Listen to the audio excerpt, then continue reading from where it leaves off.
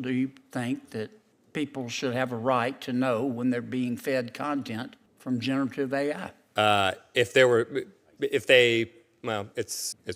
tell my students it depends on the context. Generally speaking, if you're vulnerable to generative AI, then the answer is absolutely. Let's suppose I'm looking at a video and it was generated by a robot. Would it make any difference to you whether that robot was owned by, let's say, President Biden or President Trump? Don't you want to know in evaluating the content who owns the robot and who prompted it to give you this information? I would probably want to know that. I don't know that I would feel it would be required for me to know that. How about you, Mr. Smith? I'm generally a believer in letting people know not only that it's generated by a computer, but Today's Senate Judiciary hearing? Absolutely electric. Senator John Kennedy was on fire, grilling top AI experts on a question that could change the way we trust what's in our feeds. Mr. Daly, am I saying your name correctly, sir? That's correct. Yes. Mr. Daly, if I am a recipient of content created by generative AI, do you think I should have a right to know that that content was generated by a robot? Yes, I think you do. I think the details would depend on the context, but in most cases, I think, I or anybody else, if I receive something, I'd like to know, is this real or was this generated? With AI creeping into every aspect of life, Kennedy wanted to know, do Americans have the right to know if they're being influenced by a bot? And who's really pulling the strings behind those bots? Let me break it down. Mr. Smith? generally, yes. What I would say is if you're listening to an audio, if you're watching a video, if you're seeing an image and it was generated by AI, I think people have a right to know.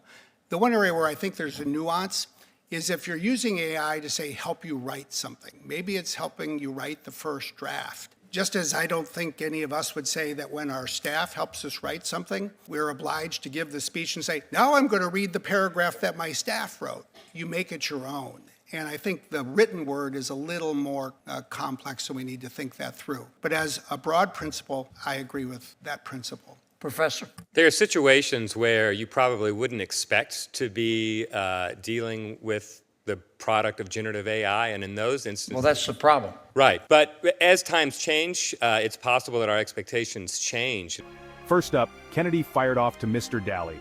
If I'm watching a video, listening to audio, or scrolling through an image generated by AI, shouldn't I have the right to know it's not human? Daly shot back, yep, people deserve that info. Mr. Smith agreed, saying transparency is critical, especially for video and audio. But writing? That gets murky. If AI just helps draft, where's the line? Professor Hartzog pumped the brakes, saying it depends, especially if the audience is vulnerable to AI manipulation. Kennedy wasn't having it. He wants straight talk, not academic runaround. And so... But as a principle, do you think that people should have a right to know when they're being fed content from generative AI? I tell my students it depends on the context. Generally speaking, if you're vulnerable to generative AI, then the answer is absolutely yes. What do you mean if you're vulnerable? So there may be situations... I'm just looking for... Sure. No disrespect. No, not at all. A straight answer. Absolutely. I kind of like... I like two things, breakfast food and straight answers. I love them. And if a robot is feeding me information and I don't know it's a robot, am I entitled to know it's a robot as a consumer? Pretty straight up. Yeah, I think the answer is yes. Okay. All right. Next, Kennedy cranked up the pressure. He asked, sure, knowing AI made the content is good, but what about knowing who owns the AI? Imagine, wouldn't it matter if a robot video was owned by Biden or Trump? That could totally change how you judge the message. Start back with Mr. Daly.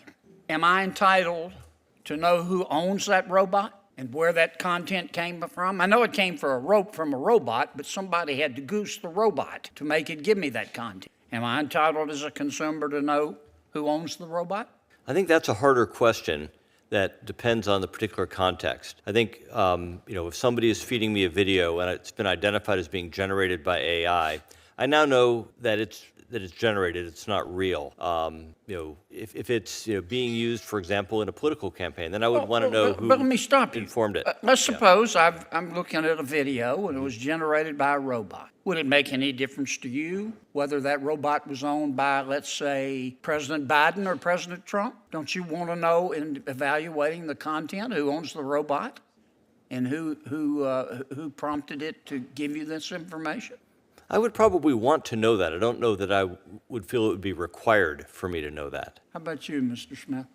I'm generally a believer in letting people know not only that it's generated by a computer, but who owns the program that's doing it. The only qualification I would offer, and it's something you all should think about and would know better than me, there are certain areas in political speech where one has to decide whether you want people to act with anonymity. The Federalist Papers were first published under a pseudonym. And I think in the world today, I'd rather have everybody know who's speaking. Daly said, context matters. Smith leaned toward full disclosure but brought up anonymous speech. Think Federalist Papers. Hartzog, still cautious. Sometimes anonymity should stick around. Okay, you should think of- Professor? I'm afraid I'm going to disappoint you again, Senator, with a not straight answer, but I agree. How do you feel about breakfast food? Right. I am pro-breakfast food. Okay. So we agree on that. I agree with Mr. Smith. I think that there are circumstances where you'd want to preserve anonymous speech, and there are some where you absolutely would want to know who. Okay. Well, I'm not. I don't want to go too over. Obviously, this is an important subject, and the extent to which I think, let me rephrase that, the extent of most senators' knowledge in terms of the nuances of AI, their general impression is that AI has extraordinary potential to make our lives better if it doesn't make our lives worse first. And that's about the extent of it. Kennedy's frustration was clear. He wants simple answers, not hedges. And here's the real kicker. Kennedy says this isn't academic theory. This is about protecting people now. AI can sway opinions, elections, even what you believe about the world. Congress, Kennedy admits, isn't ready for a huge AI law yet, but he's got a plan. Kennedy's bill, it's simple. If you own an AI that makes content, you've got to say two things. One, it's AI. Two, who owns it? No legal games, no hiding, just honesty. In my judgment, we're not nearly ready to be able to craft a bill that looks like somebody designed it on purpose. I think we're more likely to take baby steps. And I ask you those questions, predictably, because Senator Schatz and I have a bill. It's very simple. It says if you own a robot that's going to spit out artificial content to consumers, consumers have the right to know that it was generated by a robot and who owns the robot. And I think that's a good place to start. But again, I want to thank my colleagues here, my chair and my ranking member. They know a lot about this subject, and I want to hear their questions too. Thank you all for coming. So what do you think? Should every AI-generated video or article say who's behind it? Or should creators have a right to stay anonymous? Drop your thoughts below. I'm bringing you the stories that matter, so make sure to hit subscribe, ring that bell, and share if you care about transparency in the digital age. This is Hot News Today, signing off.